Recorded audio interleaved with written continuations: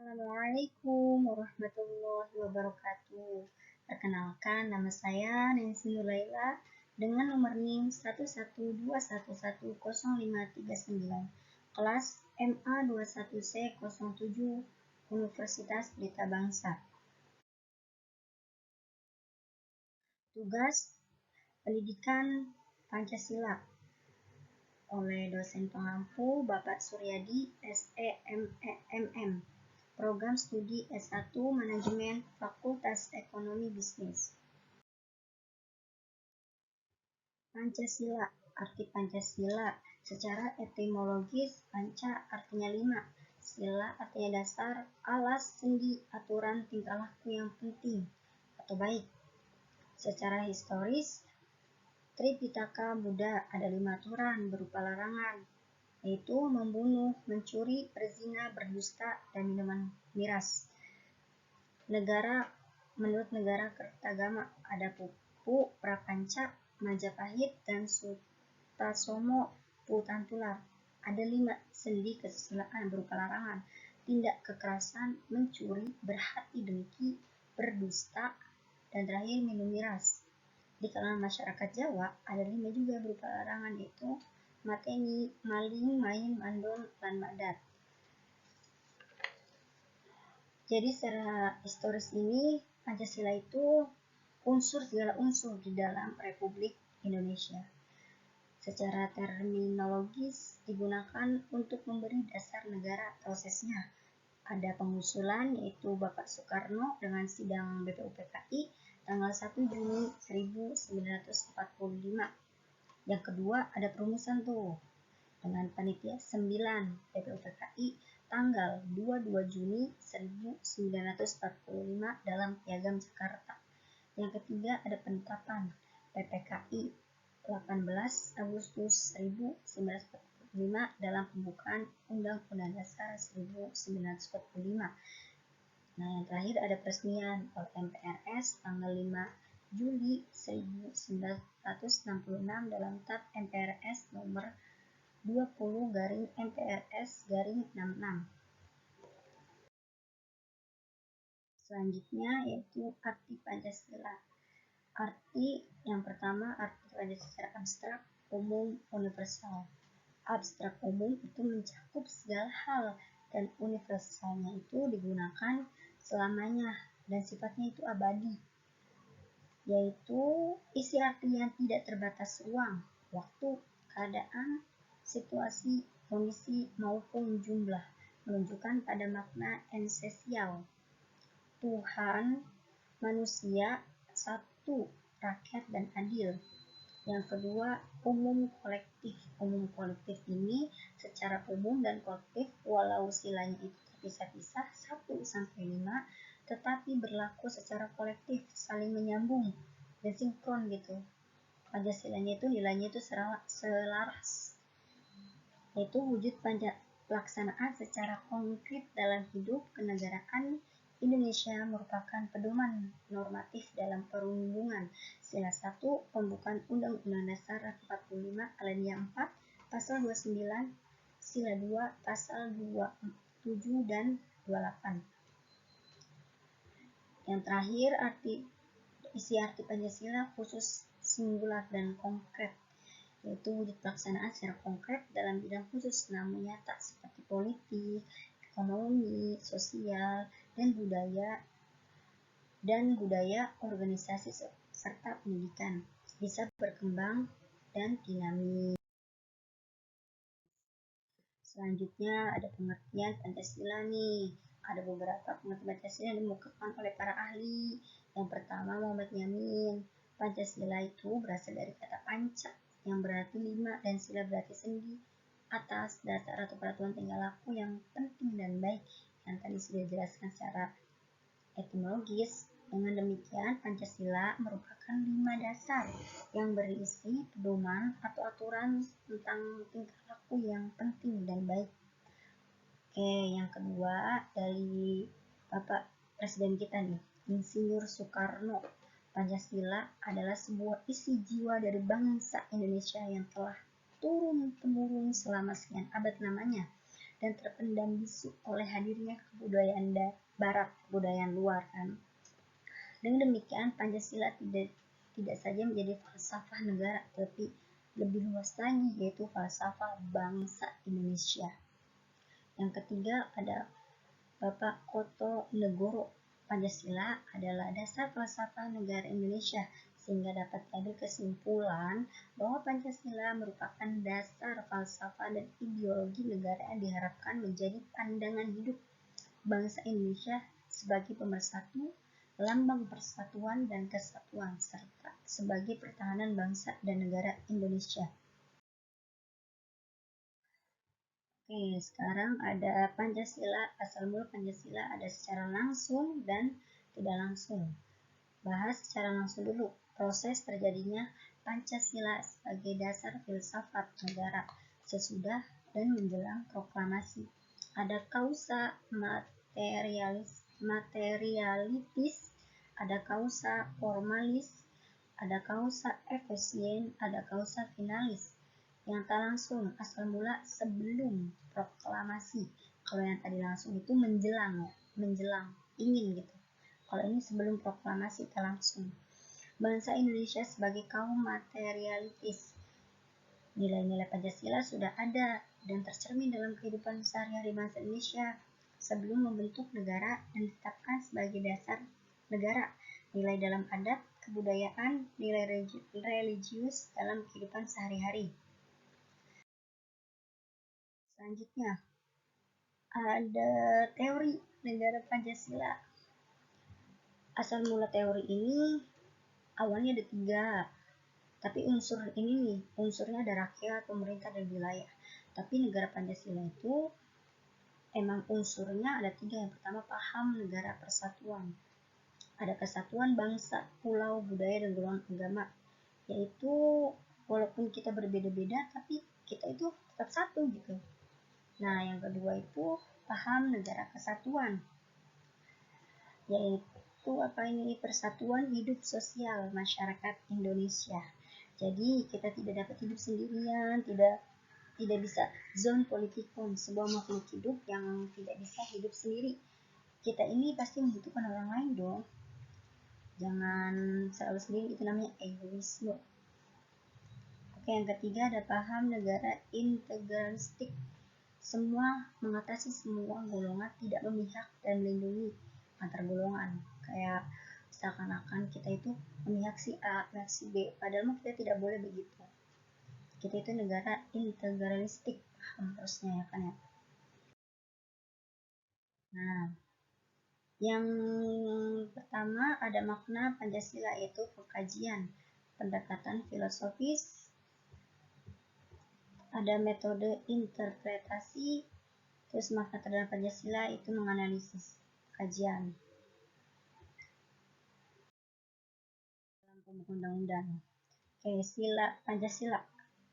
Yang pertama, Tuhanan yang Maha Esa, kemanusiaan yang adil dan beradab, persatu Indonesia, kerakyatan dipimpin oleh hikmat, bijaksana dalam permusyawaratan perwakilan, yang terakhir, keadilan sosial bagi seluruh rakyat Indonesia.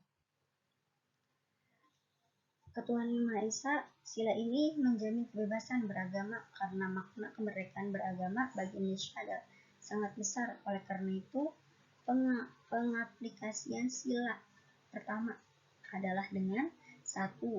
Menghormati setiap agama kepercayaan yang ada di Indonesia, menjaga toleransi, tidak saling mengolok-olok gitu, harus toleransi ya guys, salam toleransi. Yang kedua, menjalankan agama dengan tetap memperhatikan kondisi sekitar serta tidak mengganggu ketertiban dan keamanan di tengah masyarakat. Yang ketiga, menjaga toleransi atau saling menghormati di antara umat beragama. Terakhir, tidak memaksakan kehendak untuk menganut satu agama tertentu. Ada sebuah ayat Quran juga kan, lakum dinukum waliyadi, agamamu agamamu, agamaku agamaku. Jadi kita tidak boleh saling mengolok-olok, kita itu saling toleransi, menghormati satu sama lain. Itu arti ketuhanan yang Maha Esa.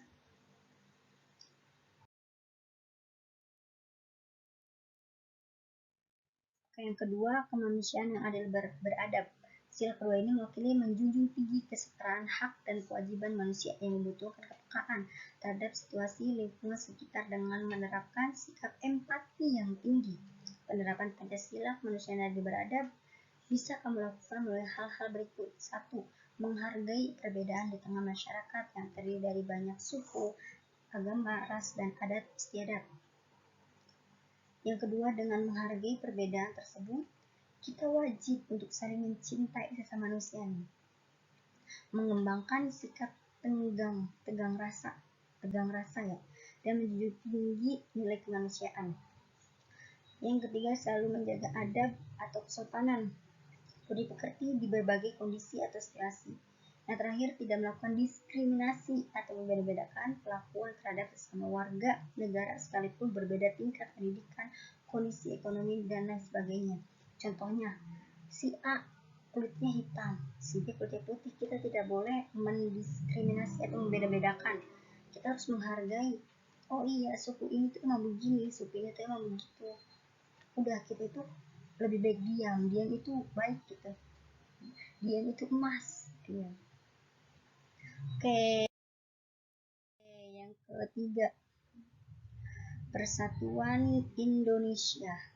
Persatuan rakyat Indonesia adalah sebuah kekuatan dasar yang dibutuhkan untuk mempertahankan keamanan dan pertahanan Indonesia dari ancaman yang berasal dari dalam maupun luar negeri. Jadi bagi kita semua untuk selalu menjaga persatuan dan kesatuan di tengah masyarakat yang tidak mudah dipecah belah gitu oleh pihak luar. Yang pertama, mengesampingkan opini pribadi dan mengutamakan segala kepentingan negara yang dilakukan untuk mewujudkan tujuan pengembangan nasional Indonesia. Yang kedua, mengesampingkan segala perbedaan karena kita sadar bahwa kita bertanah air yang satu Indonesia. Yang ketiga, mencintai dan mengonsumsi produk dalam negeri agar perekonomian di dalam negara menjadi lebih maju. Berusaha untuk menghasilkan prestasi yang dapat membanggakan bangsa Indonesia baik di tingkat nasional maupun sampai internasional. Yang kelima, meningkatkan kreativitas dan inovasi diri untuk memajukan bangsa Indonesia. Terakhir, memperluas pergaulan dengan orang-orang baru dari berbagai daerah. Oke. Yang keempat, kerakyatan yang dipimpin oleh hikmat kebijaksanaan dalam permusyawaratan perwakilan. Pancasila ini mewakili semangat demokrasi yang menjadi bentuk pemerintahan Indonesia. Sila ini menginginkan segala kegiatan pemerintahan diperuntukkan sebesar-besarnya untuk kepentingan rakyat. Wujud mengaplikasikan Pancasila keempat adalah berikut. Ikut dalam pemilihan umum dengan menggunakan hak pilih atau mengajak orang lain untuk menggunakan hak pilihnya.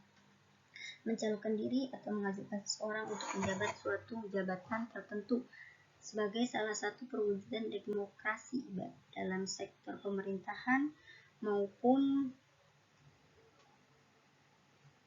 sektor pemerintahan dalam kehidupan sehari-hari.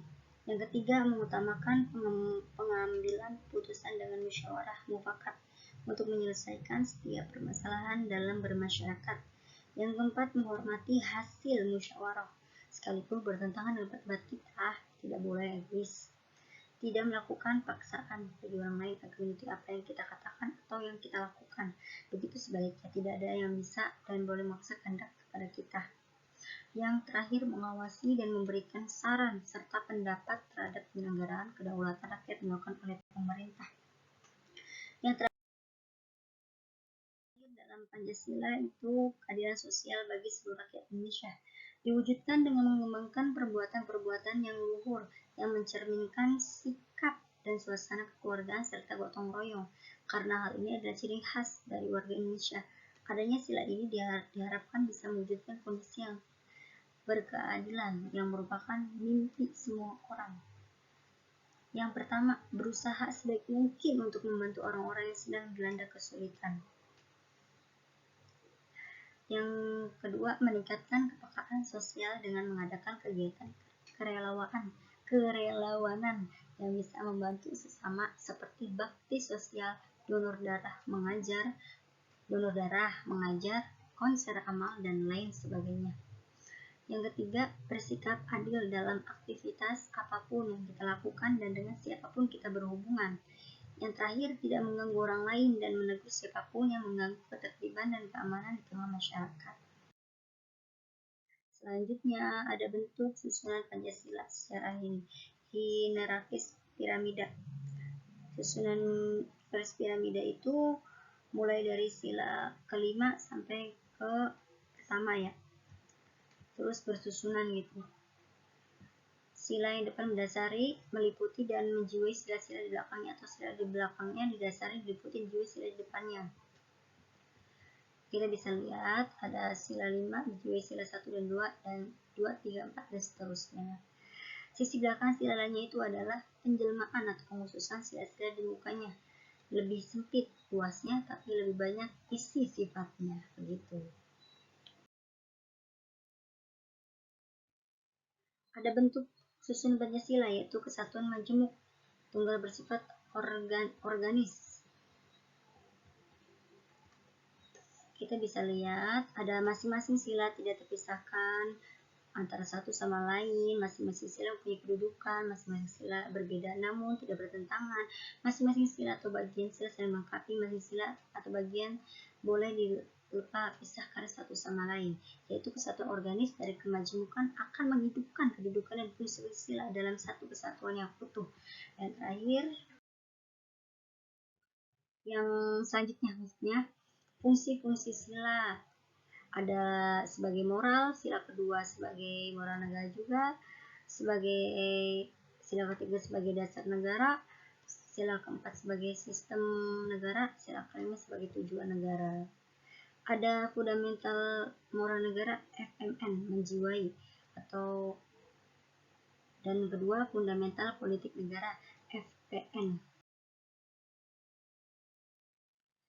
Hubungan FMN dan FPN, ketuhanan yang Maha Esa, kemanusiaan yang beradab, ada tiga hukum: hak Tuhan, hak kodrat, dan hak etik.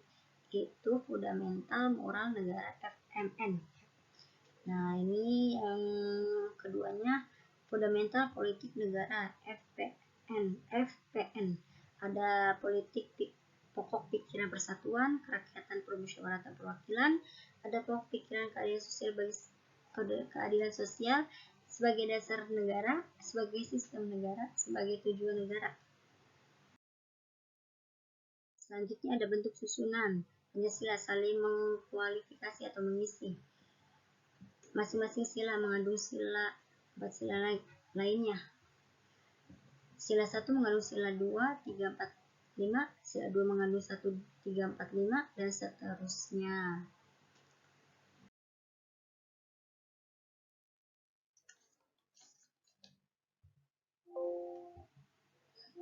Ada pemahaman pengertian sistem, sesuatu keseluruhan yang terdiri dari aneka bagian yang bersama-sama merupakan satu kesatuan. Keseluruhan bagi-bagian punya hubungan satu sama lain tiap bagian. Tata rakit ini adalah sesuai, selaras, dan tata rakit keseluruhan.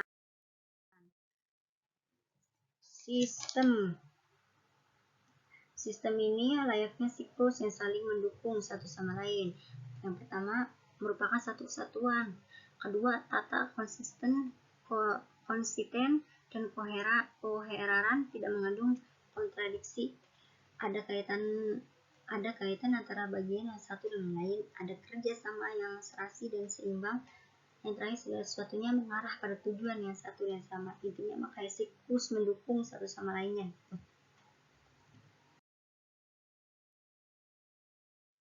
Selanjutnya ada landasan antropologi Pancasila, itu hakikat manusia, ada susunan kodrat, sifat kodrat, kedudukan kodrat, susunan kodrat pada jasmani tubuh, ada jiwa, dan unsur anorganis, unsur vegetatif, unsur animal, akal, rasa karsa, yaitu ada itu modualis, pluralis, dan sifat kodrat. Ada makhluk hidup, makhluk sosial. Ada kedudukan kodrat nih, ada makhluk otonom, makhluk Tuhan.